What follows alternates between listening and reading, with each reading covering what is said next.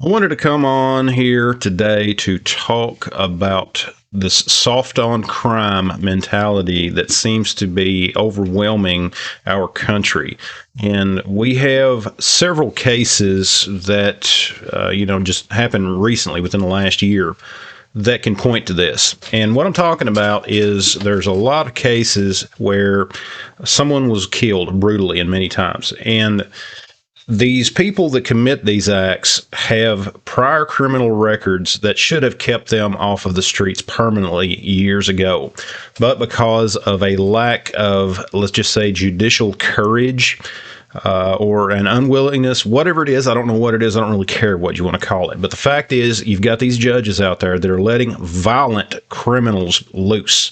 And these violent criminals are going back and they are committing horrific acts. And I started going through and looking at some of this. Obviously, we all know about the case of the lady, the immigrant from Ukraine, and what happened to her, and how the guy that did that to her had been arrested like 14 times prior. And I started going down a rabbit hole looking at similar cases like that, and there's absolutely no way I can cover all of them in this video.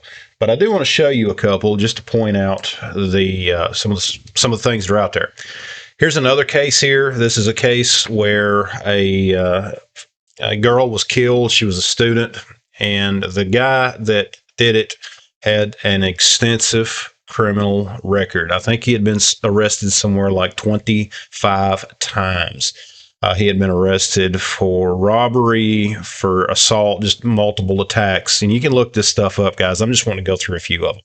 That's just one case. Here's another one. 4-time convicted felon arrested and charged with first-degree murder. Again, you can see this, guys. This is a story from September 15th, not long ago. This was up in Chicago. Of course, Chicago, we know what it is there and how it is there. Here's another one. Second suspect in deadly Christmas shooting in Charlotte, charged with murder. We can just keep going, guys. I mean, there are just a ton of these stories outside there. North Carolina man was released from prison. A week later, he fatally shot his mom and brother, and so on. I mean, it never stops. Tattooed maniac allegedly beat his father to death just days after being released from prison. And of course, we have this story, which is where the House was hearing testimony about the policies after the girl from Ukraine was stabbed to death. And there's just countless more. 4-time convicted felon arrested and charged with first-degree murder. I think we've already seen that one. Now, the case here, man pleads guilty to murder for hire, faces life in prison. And like I say, guys, when I started searching for this, there's so many cases out there that it would be impossible to talk about all of them. But I think the main point is we need to have a conversation, and we need to be having some laws changed to put some of these people in jail and not let them out. In fact, I think what really needs to happen, in my opinion, is when you have these judges, these soft-hearted or soft-headed judges in many cases that let violent criminals go, then there's a problem. Okay, there needs to be accountability from them. They need to be removed from the bench. Obviously, they don't need to be in a situation like that.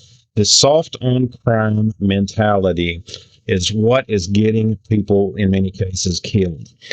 People that have shown themselves to have complete disregard for the sanctity of human life multiple times over should not be released back out on the streets to where they have the opportunity to attack someone else.